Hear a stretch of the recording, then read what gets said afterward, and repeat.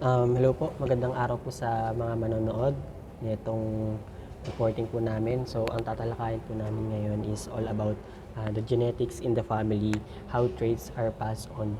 So, magsisimula po muna tayo sa genetics. So, what is genetics? So, the genetics is a branch of biology that focuses on the DNA or study of DNA, heredity information, and the mechanism by which traits are passed down from one generation to another. So, yun yung genetics natin is galing to, kumbaga tayo, galing sa magulang natin yung genetics natin, tapos napapasa sa mga anak nila katulad natin, sa mga kapatid natin. So, genetics plays a crucial role in understanding how organisms develop and function. It helps us to it helps us unravel the mysteries of heredity traits such as eye color, hair color, and height. So, bali dito, nade-develop yung ano natin nagaling sa magulang natin, yung kumbaga halimbawa na kukuha natin yung genetic nila. Tapos nakikita natin sa physical natin na ano yung eye color, yung hair, yung mga ganon, yung height. And through the study of genetics, we can also gain insights into the causes of diseases and how they are passed on from one generation to another. So, yung causes of diseases, yan. Ayan. So, and next po tayo. Genetics, one of the key process in genetics is mutation, so which refers to a change in the DNA sequence. Inheritance is the process of passing down the DNA from parents to children. So, merong nangyayaring mutation sa babae at lalaki, tapos napapasa yan sa kanilang anak, yung genetics na yun. Ganun siya. Ganun yung genetics. So, may tinatawag din tayo na DNA and genes. So, yung DNA, ang ibig sabihin naman nito is deoxyribose nucleic acid. So, yung D is deoxyribose, and yung N nucleic, and yung A is acid. Ito naman tumutukoy ito sa pag-carries ng genetics information of a living being. A section of DNA is known as a gene. So, yung gene naman, ito din naman yung basic unit of heredity. And the genes of an individual are determined by parents or parents. So, galing yung genes natin, galing to sa magulang natin, ganun, tapos napapasa sa atin. So, yung genes naman is also a bacteria that is born by one parent cell splitting into two cells and has an exact same genes as their one parent cell. So, next tayo. Ito naman, may chromosomes naman na tayo na tinatawag. So, yung chromosome are formed in the nucleus of a cell. When a cell is dividing, it is possible to see chromosomes under an ordinary light microscope if the cell is in the right stage of cell division. So, kung makikita nyo dyan sa elements na yan sa picture, ganyan yung chromosomes. So, ayan. So, next naman, ito yung 23 pairs. Ito, yung each human body cell contains 46 chromosomes. So, ako, kumbaga, halimbawa ako, may 46 chromosome ako. 23 pairs yun. So, the pairs carry the same type of gene. So, people with specific condition and syndromes may have an extra chromosome. So, bali yung mga normal na tao, meron tayong 46 na chromosome. So, bali galing sa nanay natin, tsaka sa tatay natin. So, tig 23 sila. Tapos yung mga, kung nakikita nyo may mga abnormal, ganon, katulad ng mga syndromes, ganon, may mga conditions sila. Meron silang higit pa na chromosome. So, lipat naman po tayo sa X and Y. So, the 23rd pair of chromosomes are known as the sex chromosomes. In females, the chromosome pair are identical and known as XX. In males, the chromosome pair are different and known as XY. So, ayan. So, next naman tayo dito sa genotype and phenotype. So, kung mapapansin nyo, medyo madaming information na nakalagay dito, pero isa-isayin natin yan. So, sabi dito, your genotype and phenotype make you who you are. So bali, self-producing gametes So, ito sa nanay to. Ito yung ano niya, yung chromosome niya, yung gametes niya. Gametes yan. So, may BB siya, malaking BB to. Cell-producing gametes, gametes. Tapos, ayun, nahati siya. And then, kapag nag-mutation na nag-sexual intercourse siya, doon sa mother natin, is meron ditong, si mother naman, may BB na maliit. So, kapag nagsama sila, nag-mutation sila, magiging malaking B tapos B. So, alleles on chromosomes inherited from each of your parents could contribute to your genotype. So, ayan. So, genotype and environment equals to phenotype. So, games, tapos yung ovum, tapos sperm, yung ovum sa galing yun sa magulang natin, na babae, na nanay. Tapos sa lalaki yung sperm, tapos magiging zygote, magiging 46 chromosomes na siya. Ang sabi dito, an allele is one of two or more version of DNA sequence. A single base or a segment of bases at a given genomic location. So, ayun, pinagsama lang siya na DNA na magulang natin. Tapos pinagsama siya, tapos magiging isa na siya. Yun, tayo na yun. Yung may sarili na tayong DNA na parang resulta nilang dalawa. Yun. Ganun lang. Next po tayo, next reporter. Salamat po sa Diyos. Okay, maraming salamat, Nathan. At sa ngayon, pag-uusapan naman natin how traits are passed on.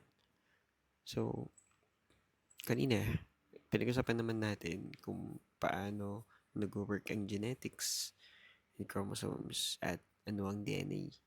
Ngayon, pag-usapan naman natin paano naipapasa ang mga traits galing sa mga parent cell. So, next slide. Ano nga ba ang family traits? Una, ano ang traits, di ba? Ang traits ay ito yung naipapasa from parents to children sa pamamagitan ng genes. Alam ko binanggit rin yan kanina ni Nathan. At ang genes are the segments of DNA carrying instructions for making proteins and other molecules that help the body grow and function.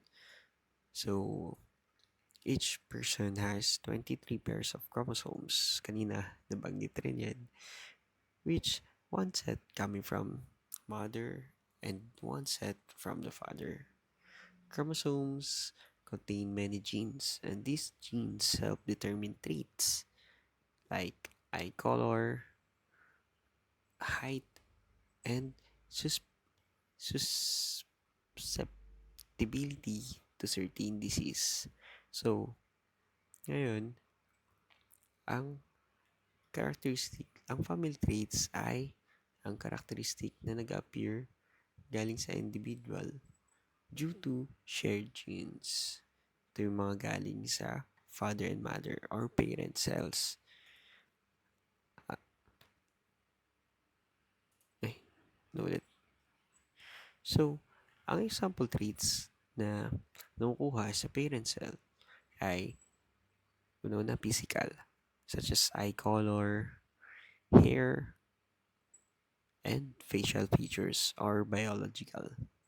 Gaya nito, sa diagram, merong kulot na nanay at ang anak nila ay kulot.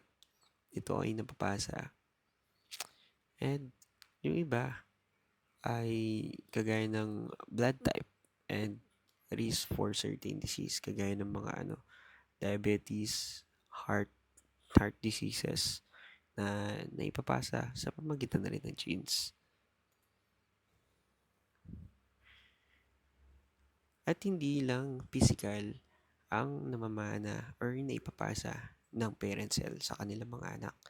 Ito rin ang mga family traits can also include behavioral tendencies or talents, although these are influenced by both genetics and environment. So, family traits ay hindi lang sa physical na anyo, kundi kung paano nag-uugali ang isang bata or paano ang ugali or behavior, yun nga, ugali ng isang bata, talent nila. Ngunit, sabi dito, although these are influenced by both genetics and environment, having a family trait does not guarantee that all members will express it, but it increases the likelihood. Sabihin nun, nakadepende pa rin sa environment na kinalakihan ng isang bata. Kaya ganito, senior yung nanay niya. Tapos, syempre, pinalaki siya ng nanay niya. Nakapagmana siya ng magandang boses. Ngunit, tatanungin niyo sa akin, Kuya Elijah, paano naman sa mga plant cell and animal cell? Okay, next slide. Sa animal cell naman, kagaya ng tao, DNA is stored in the nucleus and passed on through reproductive cells, such as sperm and egg cells. When fertilization occurs, genetic material from both parents combines to form a new organism. Kagaya rin sa tao na meron tayong mga gametes or sperm and egg cells. Ganun din nag-work sa ibang animals. Kaya Elijah, paano naman sa mga plants? Plant cells also contain DNA in their nucleus, which determines their traits like flower color, leaf shape, and height. Kuya Elijah, paano naman na ipapasa ang traits ng mga plants? So plants pass traits through reproductive structures such as pollen and ovules. So, itong pollen, ito yung mga gametes nila. Ito yung pinapasa papuntang one flower to another, papuntang kanilang ovule. Pero, kailangan ng mga tawag dito, host or pagkakapitan. Kagaya nitong, pollinator. Kailangan ng pollinator para malipat yung pollens. Kagaya nitong bee, merong mga fruit flies or kagaya ng mga butterfly ng hangin para may pasa yung pollen papuntang another flower. Kuya Elijah, ano naman ang pagkakaiba ng plant cell and animal cell? Pagkakaiba nila ay ang plant cell ay mayroong chloroplast at may cell wall. Sa animal cell naman ay meron lang cell membrane. Plant cells differ from animal cells because they have a cell wall and chloroplast. But the basic role of DNA in inheritance remains the same. Ganun pa rin ang role ng inheritance. Meron pa rin silang both DNA na naipapasa from parent to child. Remember, in both plants and animals, cell divide through mitosis for growth and repair, and through meiosis to produce reproductive cells. Meiosis ensures genetic variation by mixing genetic material, which leads to diversity within species. Para naman sa susunod na topic, andito si Charles Nabaw.